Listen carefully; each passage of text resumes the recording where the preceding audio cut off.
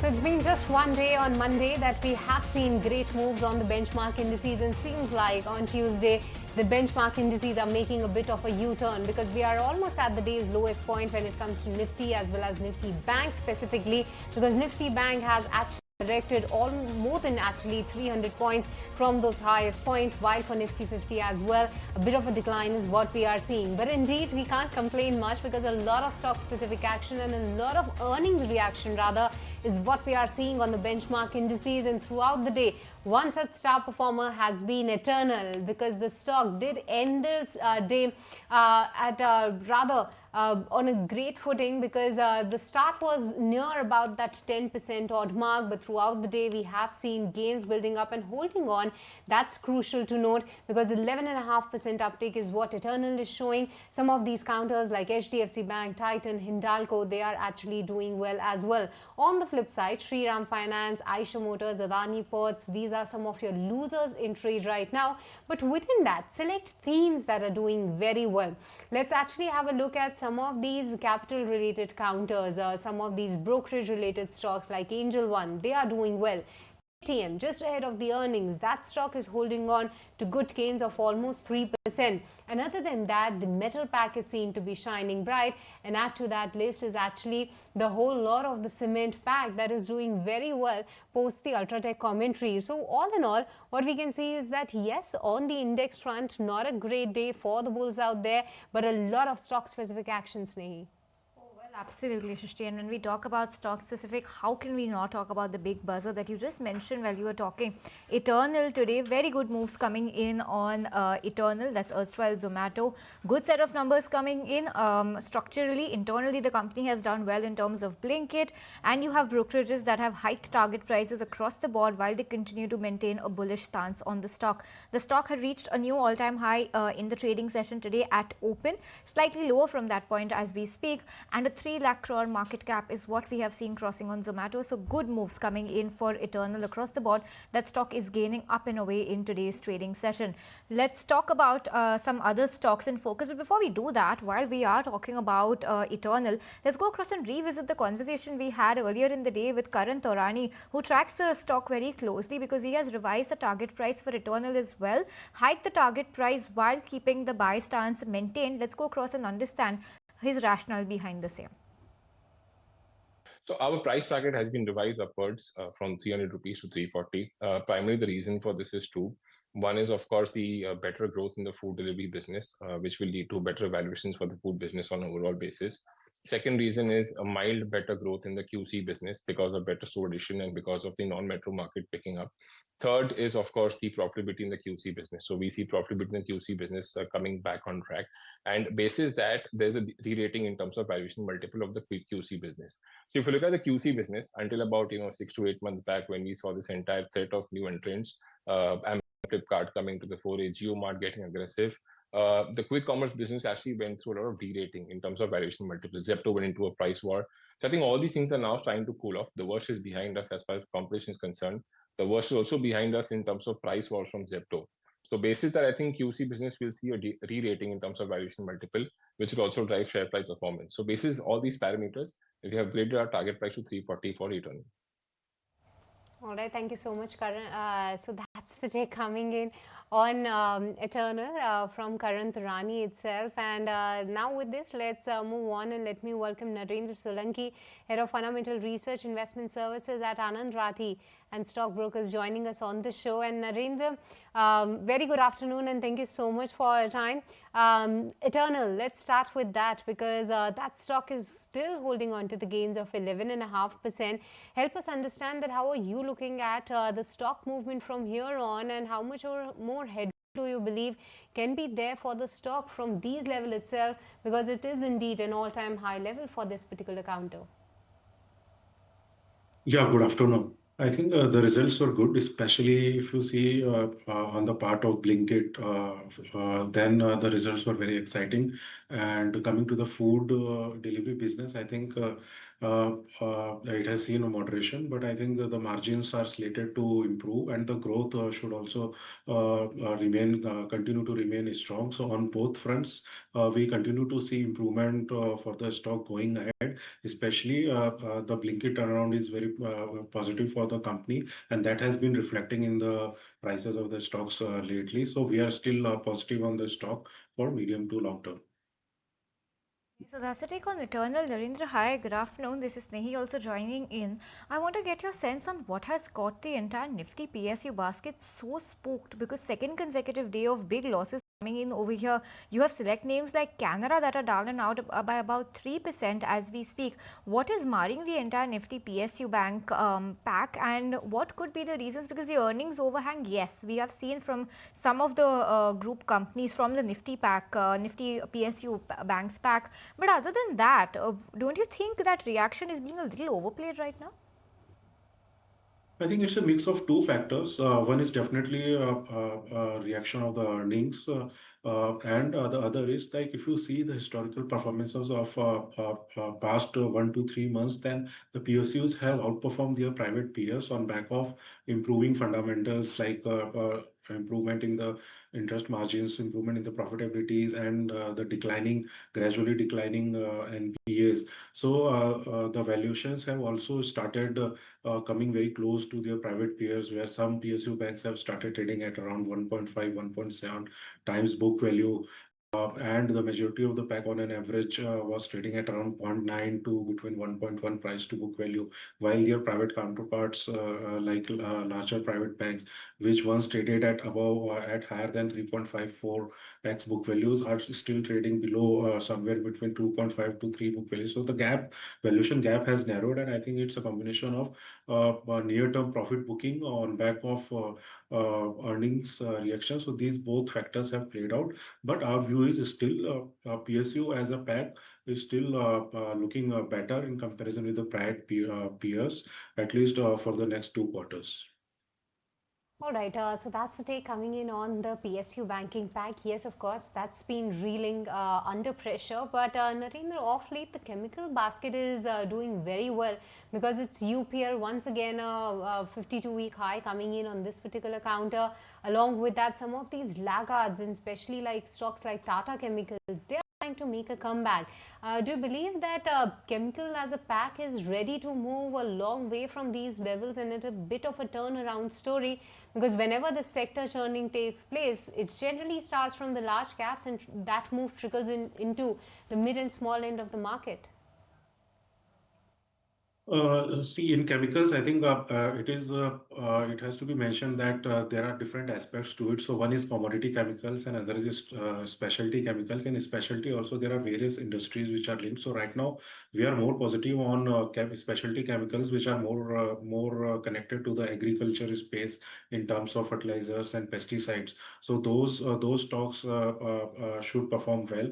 However, in specialty and commodity chemicals, other than these sectors, we think that although the downside is very downside is not there, but the upside is still not that promising in the face of the, if you see the overall price pressure, inventories, and the Chinese situation, if you see overall. So we think that it would still take some more time, 2-3 quarters, for overall chemical space to go up, to go and perform really very well. But yeah, some pockets in specialty chemicals which are into fluorochemicals and battery chemicals kind of space, that might show some early signs of recovery going ahead. But right now we are more focused on chemicals which are more connected to the agriculture cycle. Okay, Narendra, hold that thought. We'll slip into a very short break and be right back and keep the conversation going with our experts about the market, the way the stocks have moved today, some top gainers, losers, and all the other themes to watch out for. We'll be right back on the other side.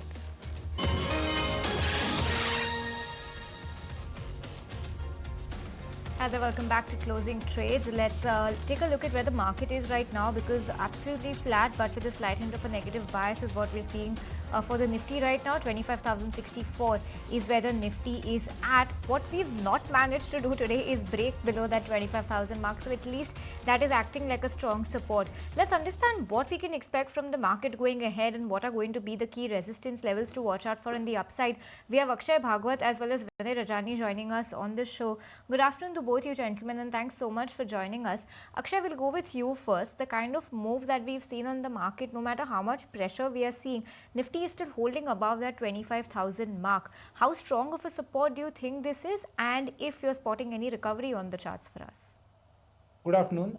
So what I understand is broadly we are in a range-bound market for the month of July, and the way we have seen a slight bounce back in yesterday's trading session at the levels of 24,950. That's more of a weekly support, which is slowly building up its base for the coming weekly expiry for the Nifty index. So the sense is that Nifty regained about 25,000 psychological mark in yesterday's trade. That was a positive takeaway. Today it's a bit dull, but I believe this momentum which has picked up yesterday has legs to take Nifty once again till possibly till 25,350 to 25,400. It's more of a trading or a short-term pullback. If you were to broadly look at the entire next 10-15 trading sessions, I think the range which is slowly building up is the base around 24,900 and the upside around 25,500.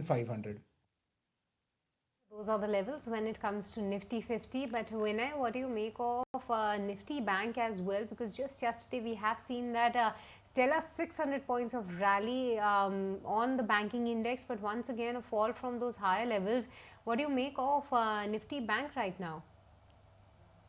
Opening higher today, and Bank Nifty witnessed a profit booking from the higher level, and today's high is exactly matching with the previous swing high, which happens to be around 57,300. So for a spot Bank Nifty, 57,300 is a very strong resistance, and overall note yesterday's recovery is still intact, and it has not breached that level. So overall we are expecting some positive move. No doubt in today's trade we have seen some profit booking from the higher level, and 57,300 is a very strong resistance. But overall, if I were to look at the setup, it gives me an impression that at lower level one should initiate fresh long position only. So around 56,400, 56,500, there is a support which can be utilized to create a long position in Bank Nifty. So yesterday's recovery is quite significant, and we should take it positively. And Nifty has taken support at 50 days exponential average, and strong close was there yesterday. So obviously I'm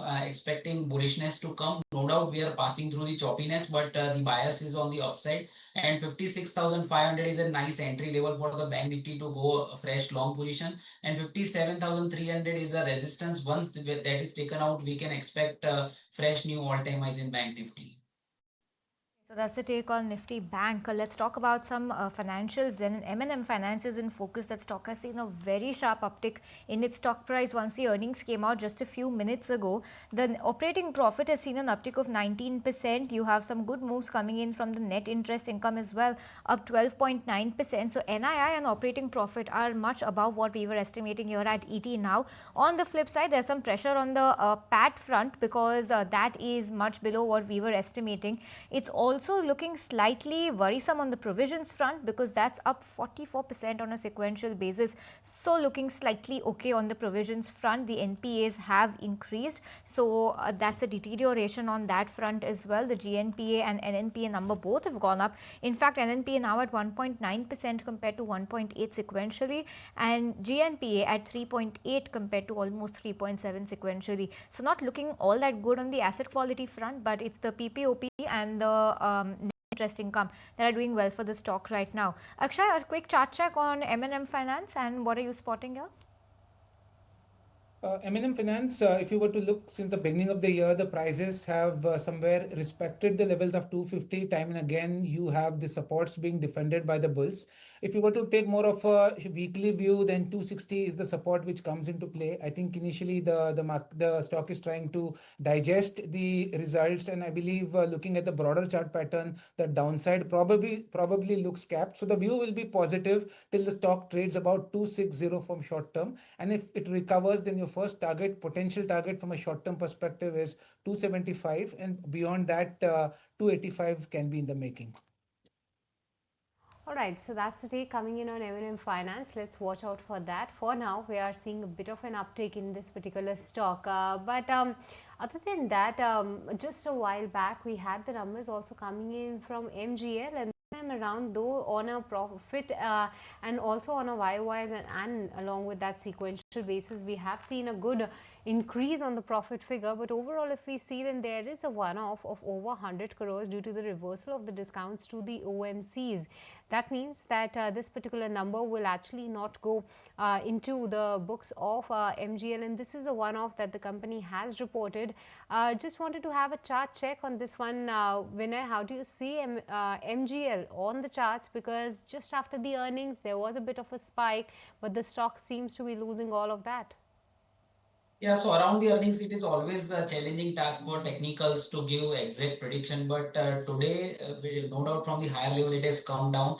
Broadly speaking, it has got a strong resistance at 1560. This needs to be tracked on on a closing basis. So 1560 is a very strong resistance for the counter. And on the downside, I see support around 1460. So that's what we can comment around the result season. So we need to see whether it sustains above the resistance or support or not. Accordingly, we'll take a decision. But as of now, I can share the resistance and support level. 1460 is a strong support for the counter, and around today's high, there is a strong resistance which is 1560. So this 100 points range we need to track. Either side movement, decisive movement on the either side will decide the further trend. But till that, one should wait and watch. Okay, so that's the take on MGL on the charts. But Narendra, coming back to you, let's talk about Colgate's earnings, and not specifically Colgate. I want to get your sense on the entire staples sector. Colgate is the first one from the staples basket to come out with its numbers today. It's been a miss across the board. Despite having muted expectations, the numbers have been a miss even on that. What are you making of what we can expect from the staples side of consumption this time around for quarter 1? Yeah, I think staples should improve, seeing how the inflation has been falling down, and the prices have also been lower for a lot of raw materials for these companies. So the performance on the front of margin should improve going ahead, as well as the demand side environment should also improve. However, what we have seen so far from the results is that the growth is not picking up momentum early on, and I think maybe when the festive season starts and the impact of monsoon comes off through agriculture. So from Q2 onwards and in the second half, I think the growth is expected to be much stronger than the first half for this sector. So I think the next quarter onwards, the growth should improve gradually, and the full impact of rate cuts and the lower raw material prices would be seen from next quarter and significantly in the H2 of the current financial year. All right, so that's the take coming in on the staples. But anything within the cement pack that you are liking at this point in time, Narendra, given the fact that for Ultratech, the commentary did not give that much of a push to that heavyweight, or rather the largest one within the cement pack. But apart from that, any other stock or space that is looking good to you, because cement players are regionally divided as well? Yeah, definitely. If you see the results this season, cement is one of the space which has been come out stronger in terms of results. And coming to the medium to long term outlook, I think the infrastructure space overall continues to remain strong with a lot of execution happening from the government side, and considering the overall spend pipeline of the government, which was muted last year. So this year it is expected to be coming back. So I think the sector would continue to remain favorite, and the performance would continue to be strong for the sector. Coming to the stock specific, we are more positive on tier 2 cement companies in comparison with the large caps. Referring the second order companies compared to the large caps. But Narendra, on that note, we'll let you go. Thanks so much for joining us. Time now to get in some technical ideas and stock-specific recommendations from our technical experts. We have both Akshay and Vinay. Vinay, you go first and give us a sense of some BTST trades. Where would you be placing those bets for today? So I would pick one stock from the auto space which has not performed that well till now. It has been into consolidation phase. That is Maruti. So Maruti today it has recovered from the lower level and is going to form the bullish hammer candlestick pattern on the daily chart. It looks like that after some consolidation, it is here to give some participation in the long side. So Maruti around 12500.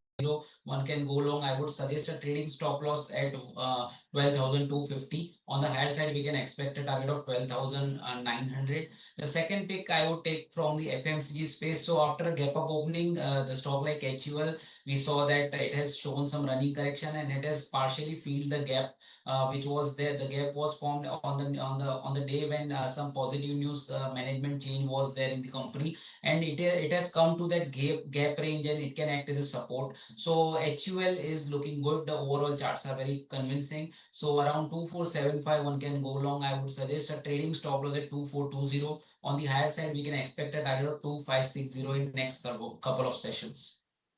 All right, so those are the two buy calls coming in from Vinay. But Akshay, what about you? Which are your stock recommendations for now? Yeah, so first one I've selected from the FMCG pack. The stock name is Dabur. The current market price is around 515.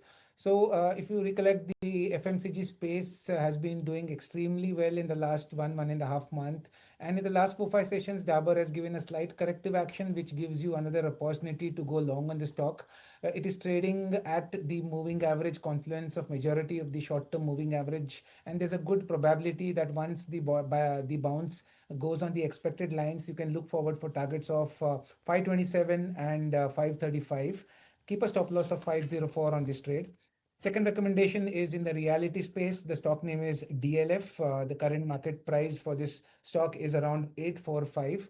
Again, a strong technical structure, range bound consolidation since last couple of weeks. But the way the setup is, the probability of the stock moving for the targets of 877, which is our first target, and 891, which is the second target, looks high. And on this trade, you can keep a stop loss of 832. Okay, so buy call coming in on DLF as well as Dabur. On that note, we'll slip into a very short break and track the last half hour of trade when we return.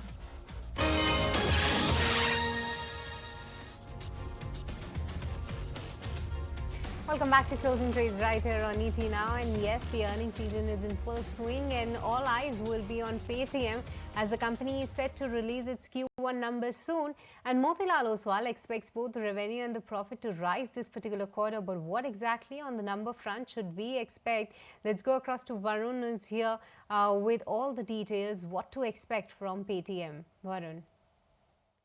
Definitely. So good set of numbers are expected from Paytm, and this is Motilal Oswal's estimates wherein they are expecting the revenues from operations to grow by around 26.3% and the overall adjusted EBITDA to come at around 30 crores.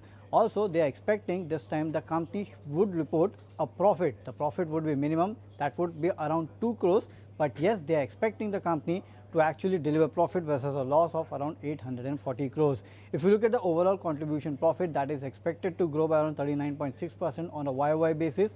On a quarter-on-quarter basis, you might see some decline because of the large UPI incentive that the company got last time. Other than this, if you look on the other parameters, the overall contribution margin, even that is expected to increase from 50.3% to around 56.3%. The payment and financial services revenue, that is expected to grow by 34%. The commerce and cloud services, that would be down by around 10.4%. The overall GMV, that is expected to grow by around 23.3%. The disbursement growth, that would be around 24.9%. So overall growth for this company is expected to be good, and Motilal expects the company to deliver a profit in this quarter. Okay, well, turning back to black is the expectation coming in for Paytm. Varun, thanks so much for joining us with all of those details on what we can expect when it comes to Paytm's earnings. The stock is also up between 2.5% and 3%, and that's the band it has been in all day today. So good sustaining moves coming in from Paytm today. But let's also welcome on board Mr. Anand Tandon, who's an independent analyst who's joining us on the show right now. And Anand, hi, thanks so much for joining us on the show. You have the entire market in terms of the sectors. All the broad-based Nifty sectors have now tilted towards the red, with Nifty PSU banks, realty, pharma. They are one of the biggest losers today. What's still managing to hold on to, in fact, not holding on to, but least gains or least cuts rather coming in, is the entire Nifty metal and energy space. What's your outlook on both of these sectors? Because while metal is something that we have spoken about right now, energy as a theme we have not revisited in quite some time. What's your outlook there? Geopolitics, there was a small spike on the expectation that there will be further restrictions on Russian oil, for example. And now it appears that that's going to happen only a long time away. So it's not necessarily something that's impacting the market immediately. And we saw a respite because of that. So from the Indian market perspective, there are very few companies that you can really play from the energy side, simply because the prices at the retail level are controlled by the government. And now you can understand that every time the price goes up, the retail price is kind of toggled up, whereas when it comes down in the crude level, there is no change in the retail level. So there is now a cushion that has already been built in. So for the near term, I don't expect to see anything. All that can happen is if we do see a sustained increase in crude, you may find ONGC again ticking up a little bit. On the power side, if you were to call that energy as well, then obviously the most of the action seems to be on the solar, but I would prefer to think of grid as the best place to be looking at from an investment perspective. And grid related companies, especially in the building out of the grid, the infrastructure related companies are also companies that one could have on the horizon. But otherwise, for the most part, the market is priced to perfection and then some. Indeed, that's about the overall space. But Anand, a very interesting point made over there with respect to the sanctions that the major countries are demanding with respect to Russian oil. Do you believe that that can actually play in the markets? That case is actually holding a bit of a probability to happen. And overall, in the global markets as well, we can see a bit of a spike. Well, of course, you did mention that if that happens, ONGC could be a bit of a beneficiary. But what's your sense that how the nations can play along, and sanctions on Russian oil, is that a possibility? So sanctions already exist on Russian oil. All that is happening now is that you're trying to lower the cap in terms of what the price at which Russia should be allowed to sell, i.e., the buyer should buy, has been lowered. Now, of course, that has also been postponed till January. I mean, you have to understand the white man doesn't do anything which harms his pocket.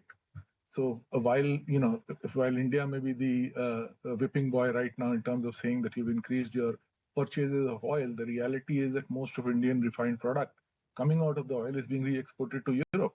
So it is Europe actually which is benefiting, and we do benefit from the fact that our refineries are doing well. But aside from that, it is not as if the domestic consumption is driving most of this.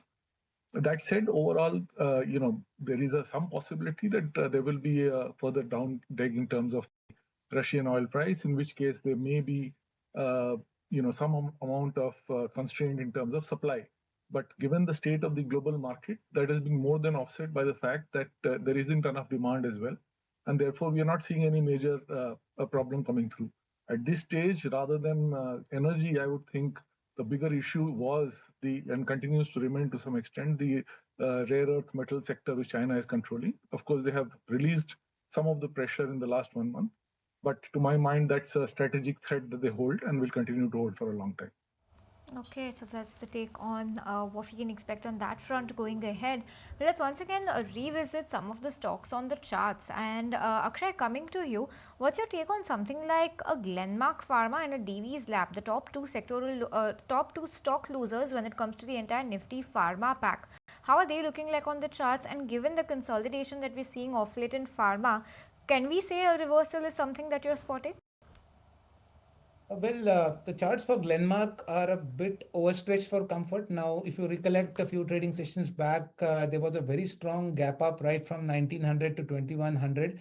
And, post that, the stock has been kind of getting sideways, getting a bit of a cool off. But broadly, the trend is strong. So I would be more comfortable for placing the trades on the long side or holding positions if you have, because the support now of 2100 is a very good support, and I think again buying should resume once we get near the levels of 2100. So positive view maintained on Glenmark. And as far as Divi's Lab goes, Divi's Lab too has been trading in a positive zone, just that it's a bit overstretched again for comfort. You have a cool off scenario from 7000, and once it gets back near the zone of 6400, which is a very strong short term support for Divi's Lab, I think buyers will be interested to buy once it gets near 6400. So buy on dips is the call in these pharma names. Trade as per levels at the levels or the supports I mentioned. All right, so that's today coming in on select pharma counters, which are indeed actually in the red today, but nearing those key support levels for themselves. But the other stock that is going to be in focus is actually Dixon Technologies. The company is set to release its Q1, and this time as well, we are expecting a double-digit growth number on across the metrics for Dixon Technologies. But along with that, the key to watch will actually be the margins. 3.7% is what we are expecting, and that could actually be lower on a sequential as well as on a YY basis. But specifically, the reason for that stands at that the company's product mix is likely to shift towards the lower margin business, that is mobile as well as the EMS space. And along with that, in terms of the smartphone sales, Kotak Securities do believe, or Kotak Insti rather do believes 9.5 million units in Q1 FY26 to be driven by motor export volumes as well as higher domestic volumes as well. So on and all, what we can expect is a double-digit growth, but the margins will be the key to watch out for. But when I help us with a chart check on this one, because of late we have seen volatile moves on Dixon Tech, but it does still remains those investor and trader favorite stock as well. How do you see the setup for this particular counter?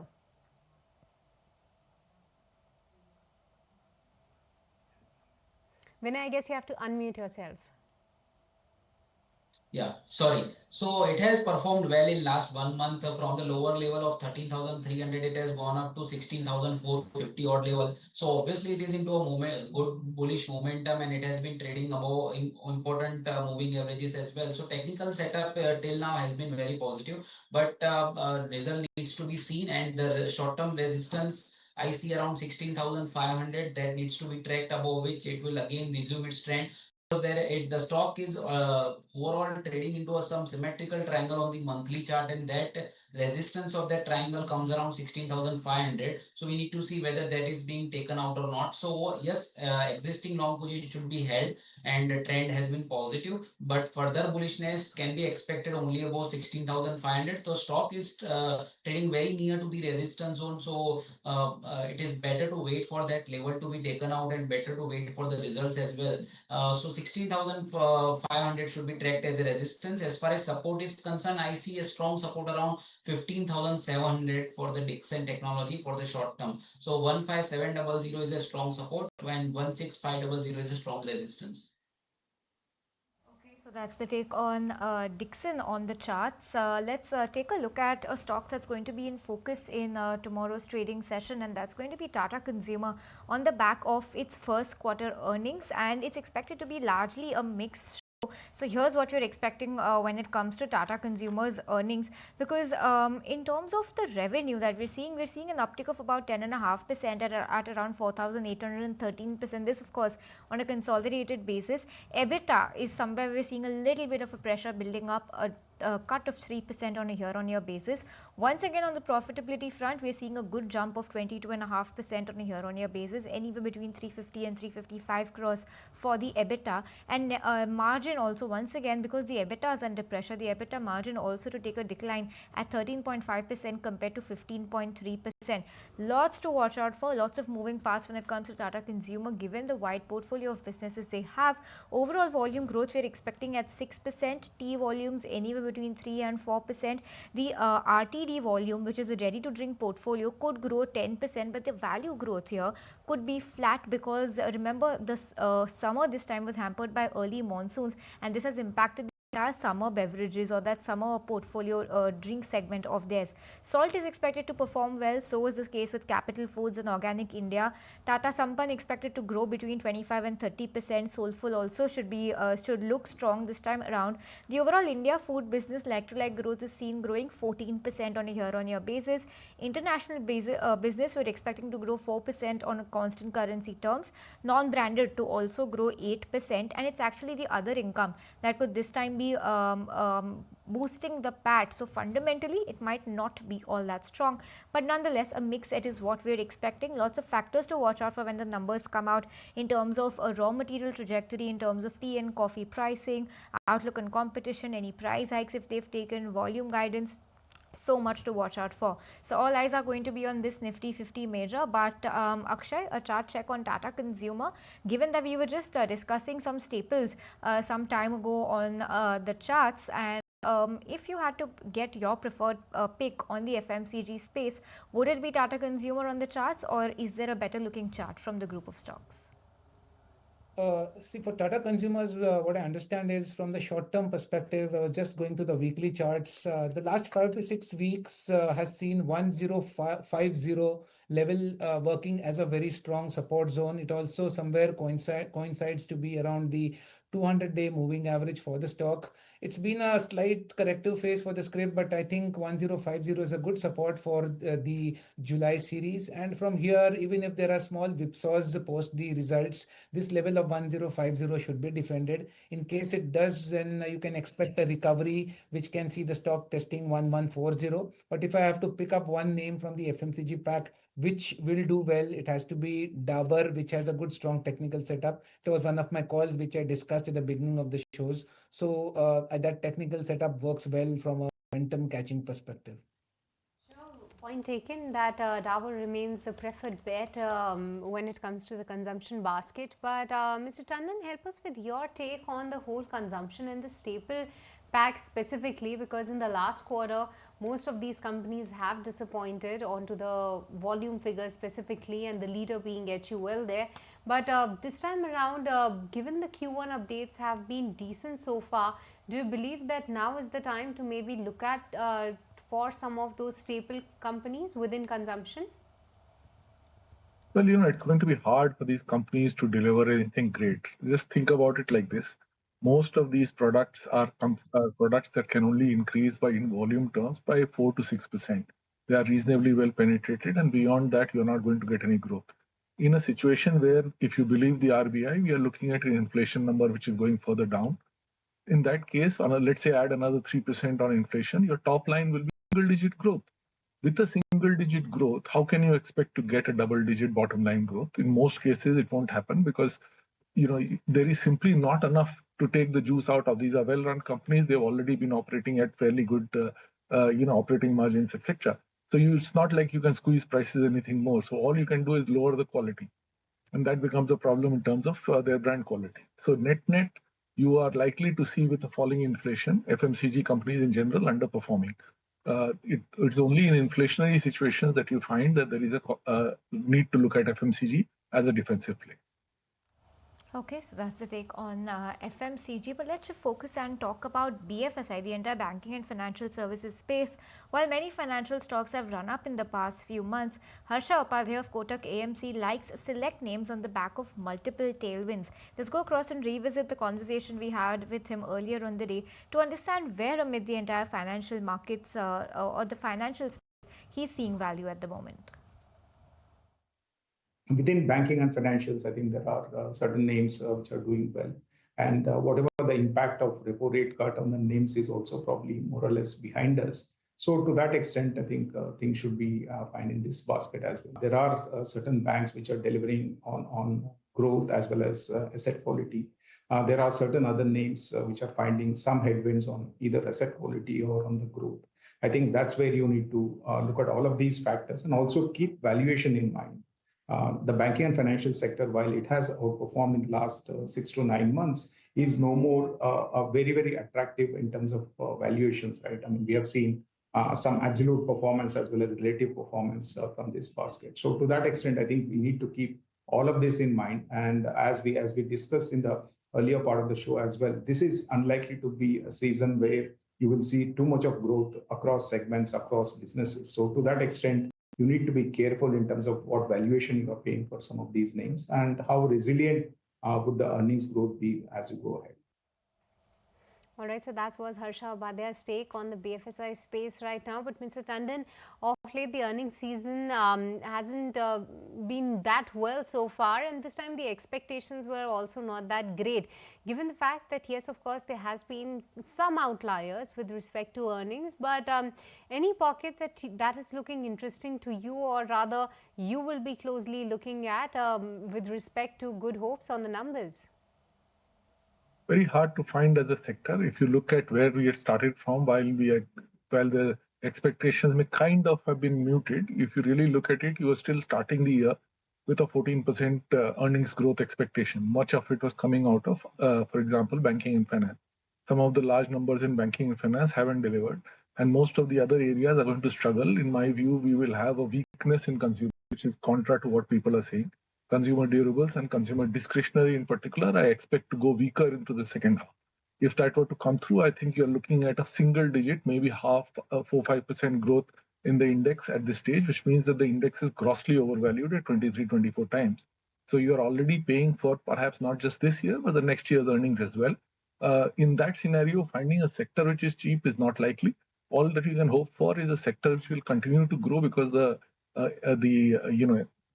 runway is long, and you hope that finally valuations will catch up, and therefore one continues to remain bullish on things like insurance, etc., where once the investor gets in, it's very difficult for him to get out.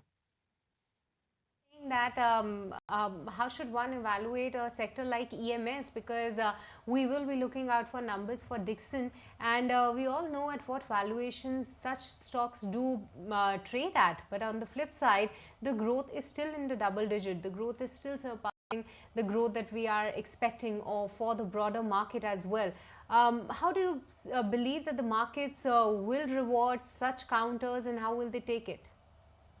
So for now, the market seems to be extremely bullish in terms of growth, given the fact that we have very little growth across most sectors. Anything which is showing good numbers in terms of the top line, one is not worried too much about the bottom line. Take the case of Eternal, for example. It is trading at valuations which assumes that India and China combined will be buying stuff from Zomato. But it doesn't matter because the top line continues to grow. The same thing will hold for Dixon at 4% margin. It is actually perhaps not even making money if you were to remove what the government gives it. The hope was that it will backward integrate into other areas of components for mobile. That may or may not happen, given that many of the mobile components require magnets. And as I said earlier, most of them are dependent on China. So while we may continue to buy components from China and put the screwdrivers and put the screws on into the phone and set them up and claim that it's ours, the reality is that much of it isn't. You have to be looking at other products to make, and given the context in where we have a belligerent US president who wants to put tariffs on everything and everywhere and wants to move the manufacturing back into the US, you have to assume that overall export growth in the world as a whole will slow down. Anything which is working on the assumption that exports will continue to be growing at the same robust pace as they were, let's say, a couple of years back, not likely to happen. Given the valuation, there is no scope for negative surprises. So yes, will it go up? Perhaps it will, because the volumes will come through. Will it make money over even a medium term? Well, I would think that you should have some valuation reset before that were to happen. Okay, so that's the take, but let's talk about the last few minutes of trade right now, and let's once again reconnect with our techies. Akshay, what's your take on where we can expect to open tomorrow, given the kind of subduedness we've seen in the market? Yesterday was good, today was okay. Can we expect tomorrow to be good once again? Yeah, it looks probably like a flat opening tomorrow. 25,000 has reclaimed yesterday. Today was a bit of an off day. Probably, the writers were at its best on the sensex weekly expiry day today. But the short-term setup still has promised to see the bump up, which can go all the way till 25,300. So still optimistic that for the coming weekly expiry for Nifty, 25,300 is on the cards. All right, so that's the take.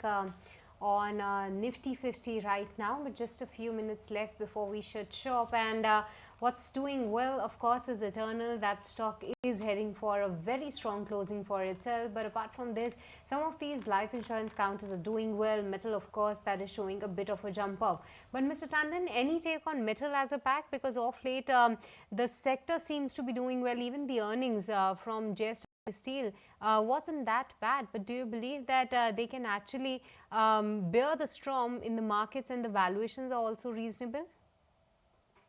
Well, steel in particular has a lot of things going for it for the simple reason that there has been a volume expansion, while at the same time the government has been protecting the industry by putting anti-dumping duty on all and sundry.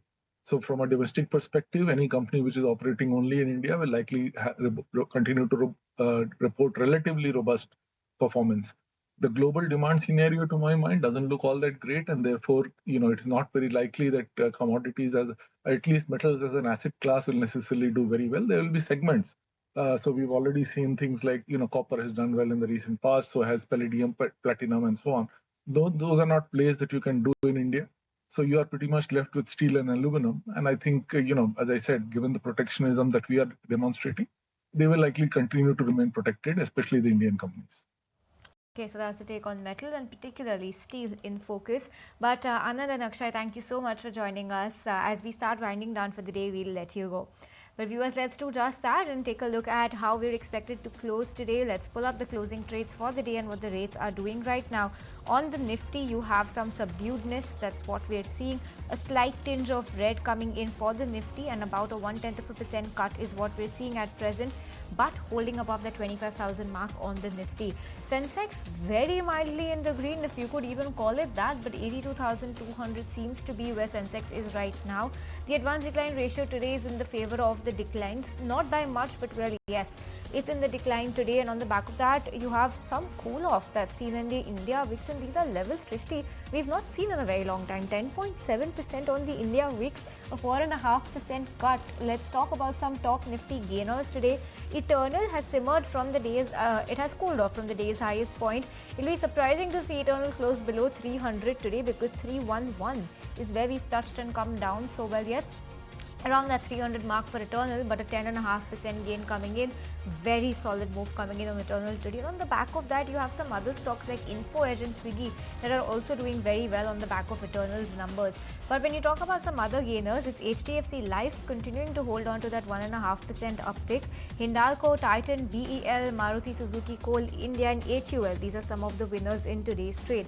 What did not do well and continues to create pressure on the Nifty is Shriram Finance, a 2.2% cut. Similar cuts are coming in for Aisha. We have Tata Motors, Adani Ports, Jio Financial, IndusInd Bank and Bajaj Auto that are in focus on the back of negative moves that are keeping the Nifty in check in today's trading session. Nifty Bank 0.3% lower and has not only simmered from the day's highest point but also taken a big dip in the red right now, almost a 200-point cut or slightly more than that rather, coming in on the Nifty Bank right now.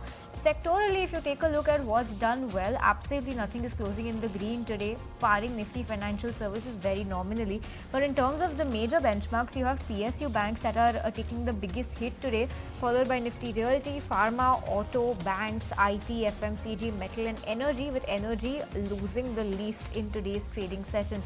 It's names like Canara Bank, PNB, PSB, IOB from the entire PSU basket that are taking a knock today.